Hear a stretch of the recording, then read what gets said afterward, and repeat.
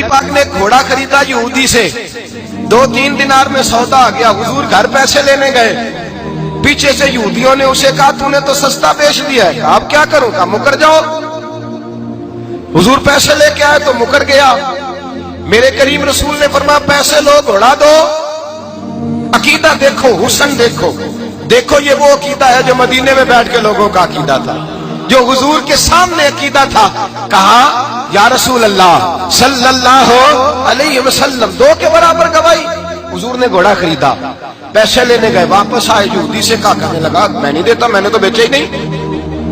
کہا تو نے بیچا ہے؟ میں نے خریدا۔ کہنے لگا کوئی نہیں، میں نے بیچا ہی نہیں، بندہ بھی کوئی نہیں تھا، یا حضور تھے یا وہ یہودی تھا۔ بات جب آگے بڑھی تو وہ یہودی لوگ کٹھے ہو گئے، یہودی بھی آ گئے، عیسائی بھی آ گئے، مسلمان بھی آ گئے۔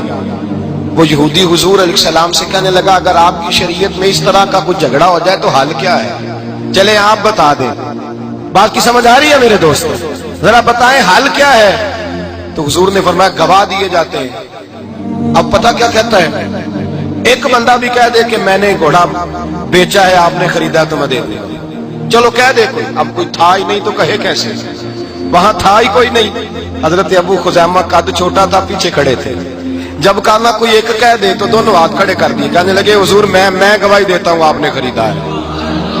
حضور میں گواہی نہیں سمجھ آئی بات کی؟